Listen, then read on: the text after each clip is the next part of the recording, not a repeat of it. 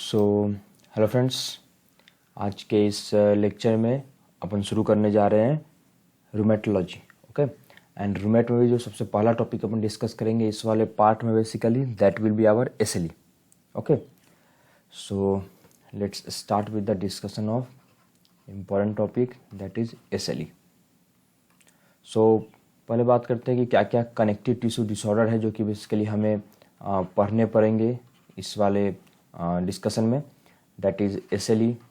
SLE के बाद अपन अपला पढ़ेंगे, then Sjogren, then we will go for polymyositis और dermatomyositis, then we will go for mixed connective tissue disorder, and at the last we will look for sarcoidosis. So these are the connective tissue disorder which we will discuss in this particular topic. Along with it we will also discuss rheumatoid arthritis, okay, and some important points about vasculitis. Clear? So let's start with the SLE. So first, some general points about SLE, that it is a disease of female, mainly in reproductive age group. This is very important.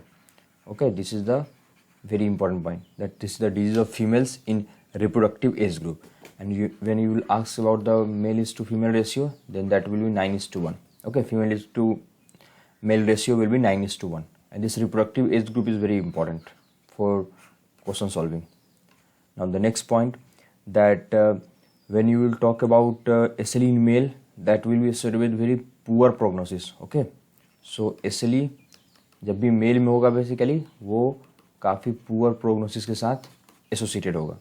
Next important point, that यदि childhood SLE मिल रहा है हमें, तो childhood SLE में क्या important point है कि आपको 100% रीनल इन्वॉल्वमेंट देखने को मिलेगा. ये अपन जस्ट जनरल डिस्कस कर रहे हैं. ओके, फिर अपन आएंगे टॉपिक पर. चाइल्डहुड SLE की बात करोगे तो वहाँ पर आपको 100% रीनल SLE, मतलब 100% रीनल इन्वॉल्वमेंट मिलेगा. ये नाउ ये SLE का पैथोजेनेसिस क्या है, तो ये टाइप 3 हाइपर सेंसिटिविटी रिएक्शन है अपना. Okay, type 3 hyper sensitive reaction. Type 3 hyper sensitive reaction में क्या होता था, हमारा इम्यून कॉम्प्लेक्स का डिपोजिशन होगा. ओके, सो इम्यून कॉम्प्लेक्स का डिपोजिशन बेसिकली कहाँ कहाँ हो सकता है, तो हमारे वेसल्स में हो सकता है, and that may lead to vasculitis. हमारे जॉइंट में हो सकता है, that may lead to arthritis. और हमारे ग्लोमुलस में हो सकता है, that may lead to glomerulonephritis. Okay, so type 3 hyper sensitive reaction है जिसमें कि हमारा इम्यून कॉम्प्लेक्स का डिपोजिशन हो रहा है, और उस डिपोजिशन में कि कहाँ डिपोजिशन हो रहा है उसके बेसिस पर हमें वेसल्स में हो रहा है vasculitis, joints, arthritis and glomerulus, then glomerulonephritis. Okay, now coming to the etiology part. What is the basis, what are the etiology behind this SLE? Okay, so the first point about the etiology is your genetic susceptibility. Okay, this is the first point in etiology, that is the genetic susceptibility. Okay, genetic susceptibility. So let's discuss the most strongest genetic risk for SLE is your early complement deficiency. Very important point. Early complement deficiency will be the most strongest genetic risk factor for your SLE. Okay, early complement deficiency will be the strongest genetic risk factor for SLE. This is very important point. Early complement deficiency means C1q, C2, C4, and among this the most important is your C1q. Okay, most important is C1q deficiency. So this is the most important genetic risk factor for your SLE, early complement deficiency. Okay, second will be HLA association, HLA DR3, very important, HLA DR3, then DR2, then B8. So these are some HLA association, and the most important is HLA DR3. Then coming to the next, that is the TREX gene mutation. And this TREX gene is basically present on X chromosome. Okay, so it is said that this disease is more common in female. Okay, TREX gene है आपका, that will be present on X chromosome. Okay, TREX gene का जो presence है basically वो X chromosome पर ही हमको mainly देखने को मिलेगा आपको. Okay, so these are the three important genetic susceptibility. The first one is your early deficiency of complement, early complement deficiency, very important. Then HLA DR3, DR2 and B8, and then your TREX gene mutation. Now moving forward, the second etiology is your environmental agents or environmental risk factor, okay, such as Epstein-Barr virus, OCP, HRT, your smoking, okay. One important point कि alcohol जो है इसे protective माना गया है, okay, alcohol जो है इसे प्रोटेक्टिव माना गया है. So Epstein Barr virus, OCP, HRT, smoking, then deficiency of vitamin D और silicosis, these are the risk factors for the environment SLE. और एक और इम्पोर्टेंट पॉइंट क्या है कि इन्वायरमेंटल रिस्क फैक्टर आपका तभी काम करेगा जब जेनेटिक ससेप्टिबिलिटी प्रेजेंट हो. यदि जेनेटिक ससेप्टिबिलिटी प्रेजेंट नहीं है, ये एब्सेंट है, तो जो इन्वायरमेंटल रिस्क फैक्टर है इसका कोई भी रोल नहीं होगा, ओके, ये कुछ नहीं कर पाएगा. हाँ, लेकिन यदि जेनेटिक ससेप्टिबिलिटी प्रेजेंट है, तीनों में से कोई भी हो, then environmental risk factor SLE करा सकता है आपका. क्लियर, ये ध्यान रखना है आपको, वेरी वेरी इंपॉर्टेंट. मीन्स इसके पैथोजेनेसिस को यदि हम लिखें तो लिख सकते हैं बेसिकली कि आपका जो जेनेटिक फैक्टर्स थे प्लस आपके जो इन्वायरमेंटल फैक्टर्स है, okay, genetic factors plus environmental factors है, ये दोनों मिलकर क्या कराएंगे आपका basically, they will cause immune dysregulation, okay, they will basically cause immune dysregulation. और इम्यून डिसरेगुलेशन से बेसिकली क्या होता है, आपका जो एपोप्टोसिस है वो बढ़ जाता है. एपोप्टोसिस तो बढ़ेगा लेकिन आपका जो क्लियरेंस है इम्यून कॉम्प्लेक्स का, ओके, वो रिड्यूस हो जाता है. सो रिड्यूस क्लियरेंस ऑफ जो भी डेब्रिज डिपोजिट होगा एपोप्टोसिस के कारण, उसका क्लियरेंस नहीं हो पाएगा आपका, ठीक है.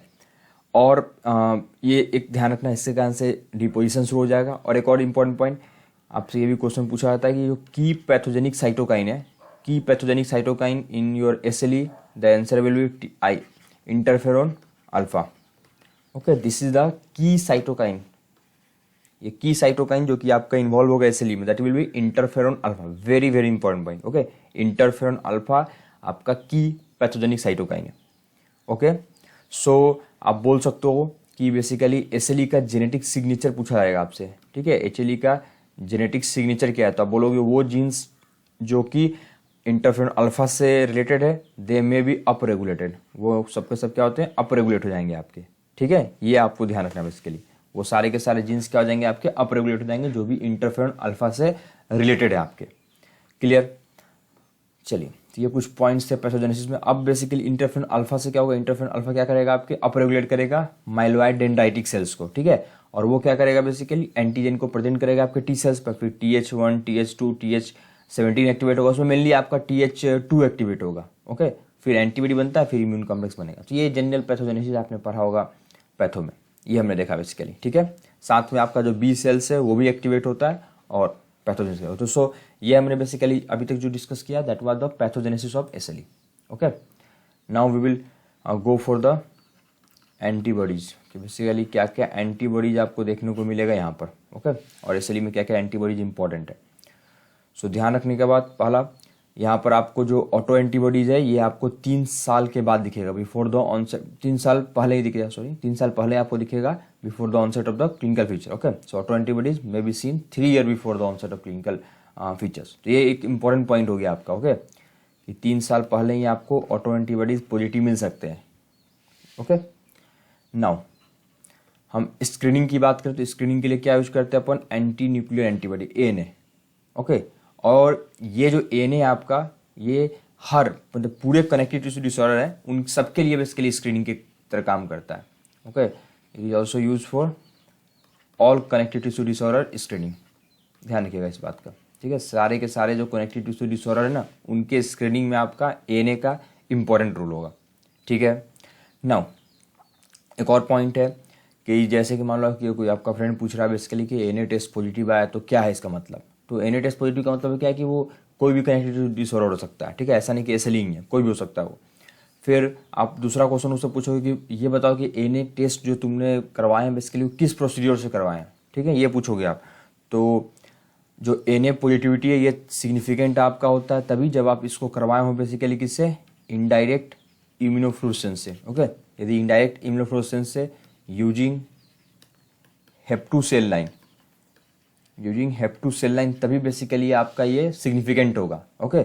यदि आपने ANA टेस्ट करवाया, ANA पॉजिटिविटी जो आ रहा है आपको, दैट इज थ्रू इम्यूनोफ्लुरेसेंस, और वो भी खास करके using HEp2 cell lines. Okay, HEp2 cell line का यूज करते हुए आपने यदि इम्यूनोफ्लुरेसेंस करवाया है, then that will be significant basically. वही सिर्फ आपका क्या होगा, सिग्निफिकेंट होगा, वही सिर्फ आपको मानना है। ठीक है, क्लियर। ये आपका बेसिकली क्वांटिटेटिव रिजल्ट देता है, जबकि एलाइजा की बात करोगे तो एलाइजा क्वालिटेटिव है और वो आपका सिग्निफिकेंट नहीं होता है। तो ये ध्यान रखना आपको, इम्यूनोफ्लुरेसेंस से कराया गया हो और हेप2 सेल लाइन से बेसिकली। अगला क्वेश्चन होगा कि बोलोगे यस हमने इसी प्रोसेस से कराया, तो आपसे उससे क्या पूछोगे, बताओ टाइटर कितना आया। ठीक है, बताओ रिपोर्ट देकर कि टाइटर कितना आया।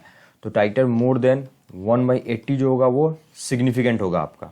ठीक है, titre more than 180 will be significant, ये ध्यान रखिएगा।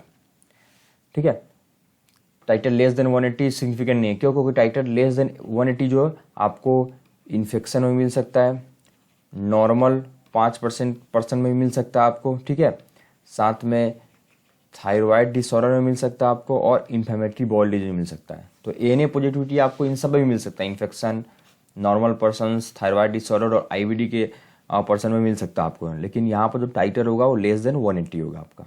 ठीक है, टाइटर जो होगा वो लेस देन 180 होगा, ये ध्यान रखिएगा।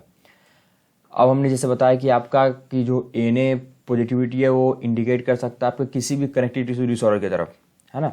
तो कितना कौन पॉजिटिव होता है उसको देख लेते हैं अपन। तो एसली जो है, एसली के केस में 97 to 98% एएनए पॉजिटिव देखने को मिलता है आपको। जब बात करोगे आप स्क्लेरोडर्मा की, तो स्क्लेरोडर्मा में लगभग 95% के करीब करीब आपका एएनए पॉजिटिव देखने को मिलेगा। बात करोगे आप जोगरेन की, तो जोगरेन में लगभग 95% जोगरेन में भी है। और मिक्स कनेक्टिविटी डिसऑर्डर की बात करोगे तो वहाँ तो 100% एएनए पॉजिटिव देखने को मिलता है आपको।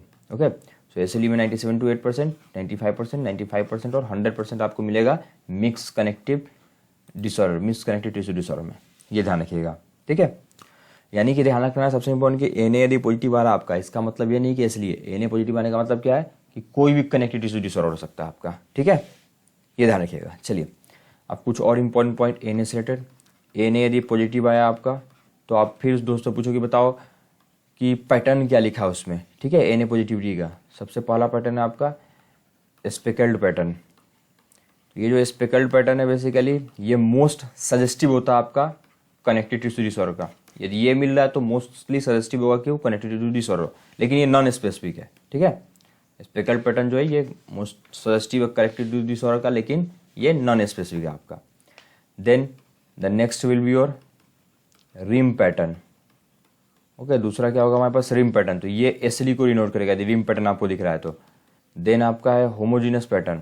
यदि होमोजीनस पैटर्न मिल रहा है हमें तो that may be the case of the drug induced SLE, वो ड्रग इंड्यूस्ड एसली का केस होगा आपका। ओके, देन आपको यदि न्यूक्लियोलर पैटर्न मिल रहा है then that will be the case of the scleroderma. और फिर आपको लास्ट सेंट्रोमियर पैटर्न मिल रहा हो that may be the case of the CREST syndrome. आप कैसे इसको याद रखना, देखिए ध्यान से, ये ध्यान रख सकते हो रस, ओके, आर, रिम पैटर्न और एसली, क्लियर। फिर आप ध्यान रख सकते हो होमोजीनस ड्रग इंड्यूस, हद। ओके, हद कर दिया आपने, ऐसे आप लाइन होता है। ठीक है, देन न्यूक्लियोलर एंड स्क्लेरोडर्मा, ये ध्यान रख सकते हो नासा से। न्यूक्लियोलर जो पैटर्न होगा वो आपको स्क्लेरोडर्मा में देखने को मिलेगा। अब थोड़ा सा यहाँ पर दिक्कत मत करना, ये रिम पैटर्न आपको एसली में होगा, धीरे धीरे याद हो जाएगा आपको। ठीक है, सेंट्रोमियर और क्रेस्ट, सो सी फॉर सी। तो यदि सेंट्रोमियर पैटर्न मिल रहा है तो that may be suggestive of the CREST syndrome. Nuclear pattern मिल रहा है then that will be suggestive of the scleroderma. Okay, और होमोजीनस है तो that will be the drug induced, और रिम पैटर्न है तो एसएलई, और स्पेकल पैटर्न है तो वो मोस्टली सजेस्टिव है कि हाँ कोई ना कोई कनेक्टिव टिश्यू डिसऑर्डर है। और ये नीचे जो चार है वे इसके लिए क्या है, आपके स्पेसिफिक है, किसी न किसी पार्टिकुलर डिजीज की तरफ इंडिकेट कर रहे हैं।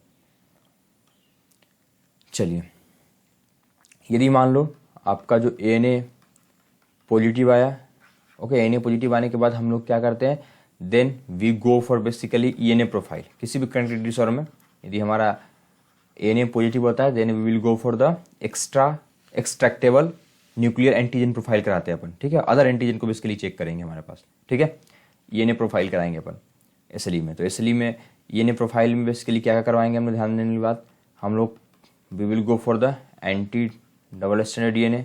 ओके, और ये 70 से 75% पेशेंट में आपको मिलेगा। और इसका हाई टाइटर जो है एंटी डबल स्ट्रैंडेड डीएनए का, वेरी वेरी इंपॉर्टेंट ध्यान रखिएगा, इसका जो हाई टाइटर होगा that will correlate with disease activity. ये इनका जो हाई टाइटर होता है that will basically correlate with the disease activity, disease activity के साथ कोरिलेट करता है आपका एंटी डबल स्ट्रैंडेड डीएनए का हाई टाइटर। ये ध्यान रखने वाला पॉइंट है, ठीक है। और ये यदि पॉजिटिव हो रहा है यानी कि बेसिकली आपका नेफ्राइटिस वेस्कुलाइटिस के रिस्क बढ़ जाएंगे। सेकेंड, एंटी स्मिथ एंटीबॉडी, ये तो था हमारे पास एंटी डबल स्ट्रैंडेड डीएनए। अब एंटी स्मिथ एंटीबॉडी देखते हैं अपन। तो एंटी स्मिथ एंटीबॉडी में इंपॉर्टेंट पॉइंट क्या है कि ये आपका मोर स्पेसिफिक है, ठीक है। अलग बात है कि ये 20 to 25% पर्सन में ही पॉजिटिव होगा, लेकिन ये मोर स्पेसिफिक है and it do not correlate with the disease activity, ये आपके डिजीज एक्टिविटी के साथ कोरिलेट नहीं करेगा, ओके। देन हम लोग और क्या देख सकते हैं, एक और चीज़ देख लो, तो एंटी डबल स्ट्रैंडेड डीएनए और साथ में अर्ली कम्प्लीमेंट डिफिशिएंसी, ये दो चीज़ ऐसा है जो कि बेसिकली आपको डिजीज एक्टिविटी के में बताएगा कि कितना है डिजीज एक्टिविटी, ज़्यादा है कि कम है, ओके। ये दो चीज़ें हैं basically, anti double stranded DNA और C3 और C4 का डिक्रीज होना, ओके। देन ये तो अलग से पॉइंट हो गया बेसिकली। देन सी आप देख सकते हो एंटी U1 RNP, ओके, इसका भी देख सकते हो। तो ये एंटी डबल स्ट्रैंडेड डीएनए हो गया आपका जो कि कोरिलेट करता है डिजीज एक्टिविटी के साथ। फिर आप बात करोगे एंटी स्मिथ का, तो एंटी स्मिथ क्या करता है बेसिकली मोर स्पेसिफिक, लेकिन ये डिजीज एक्टिविटी के साथ कोरिलेट नहीं करता। फिर एंटी U1 RNP हो गया। तो ऐसे बेसिकली आप टेस्ट के लिए जाओगे, ओके। टेस्ट के लिए बेसिकली आपको ऐसे जाना है। चलिए अब इसी में 2 पॉइंट और डिस्कस करना है हमें, 2 पॉइंट और इम्पोर्टेंट है जिसको कि डिस्कस करना basically, that is a mixed connective tissue disorder versus overlap. ये देखना है क्या है बेसिकली ये, ठीक है। तो देखिए मिक्स कनेक्टिव टिश्यू डिसऑर्डर का मतलब क्या होता है बेसिकली, और ओवरलैप का मतलब क्या है, ठीक है। तो ओवरलैप का मतलब क्या होता है बेसिकली कि आपका जो क्लिनिकल फीचर है वो मिक्स्ड है, ठीक है, mix clinical feature of different connective tissue disorder, इसलिए तो बोल रहे ओवरलैप, मतलब जो क्लिनिकल फीचर है different clinical connective tissue disorder का वो ओवरलैप हो गया हो। और मिक्स कनेक्टिव टिश्यू डिसऑर्डर कब बोलेंगे, ध्यान रखिएगा, जब ओवरलैप हो साथ में आपका एंटी UNRP एंटीबॉडी पॉजिटिव मिले आपका, ठीक है। यानी ओवरलैप साथ में एंटी UNRP पॉजिटिव मिले, और यहाँ पर क्या है सिंपल ओवरलैप में कि आपको बेसिकली क्लिनिकल फीचर जो है डिफरेंट कनेक्टिव टिश्यू डिसऑर्डर के वो आपको साथ में मिलने लगे, ठीक है। ये ध्यान रखना है अपन को, सिंपल सा कंसेप्ट, क्लियर, ओके। अब देखिए ध्यान से, ये जो मिक्स कनेक्टिव डिसऑर्डर है, जैसे कि मान लो कि मैं एग्जाम्पल आपका SLE हो या आपको स्क्लेरोडर्मा हो, ठीक है, इसलिए स्क्लेरोडर्मा ओवरलैप हो जाए plus anti U1 RNP positive मिल जाए आपको, ठीक है। जबकि यहाँ पर क्या होगा, सिर्फ SLE स्क्लेरोडर्मा ओवरलैप मिलेगा आपको, और जो एंटीबॉडी है वो क्या होगा, निगेटिव मिलेगा आपको, ठीक है। तो ये कहलाएगा ओवरलैप।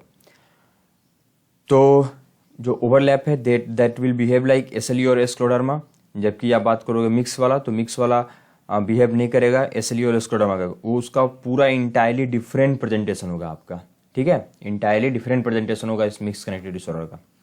साथ में ये एसोसिएटेड होगा आपके रेनॉल्ड्स फिनोमेनन के साथ, ILD के साथ में सीवियर आपका NA पॉजिटिव, मतलब 100% NA पॉजिटिव होगा, ये हमने बात कर लिया है। एक और इंपॉर्टेंट पॉइंट कि इसमें आपका रीनल इन्वॉल्वमेंट एब्सेंट होगा, ठीक है। तो ये कुछ जनरल पॉइंट्स आपको ध्यान रखने हैं इसके रिस्पेक्ट में बेसिकली, क्लियर। अब 2-3 पॉइंट और इसमें मैं डिस्कस कर लूँ। अपन ENA प्रोफाइल ही कर रहे हैं, ठीक है। तो ENA प्रोफाइल में एंटी डबल स्ट्रैंडेड डीएनए किया, एंटी स्मिथ किया और एंटी U1 RNP किया, तो वो तो स्पेसिफिक था आपके SLE के लिए। हमने क्या बोला कि NA पॉजिटिविटी का मतलब कि कोई भी कनेक्टिव डिसऑर्डर हो सकता है, तो और भी एंटीबॉडी आपको चेक करना पड़ेगा बेसिकली। आप करोगे अगला चेक करोगे बेसिकली चौथा एंटी रो और एंटी ला। एंटी रो को क्या बोलते हैं अपन, SSA भी बोलते हैं क्वेश्चन में, और एंटी ला को बोलते हैं basically SSB। So anti Ro and anti La check करोगे, तो एंटी रो एंटी ला किसके साथ एसोसिएट होता है, आपके जोग्रेन के साथ एसोसिएट होगा आपके, ठीक है। एंटी रो और एंटी ला बेसिकली जोग्रेन के साथ एसोसिएटेड होता है, ये ध्यान रखिएगा आप। देन आप देख सकते हो एंटी हिस्टोन एंटीबॉडी।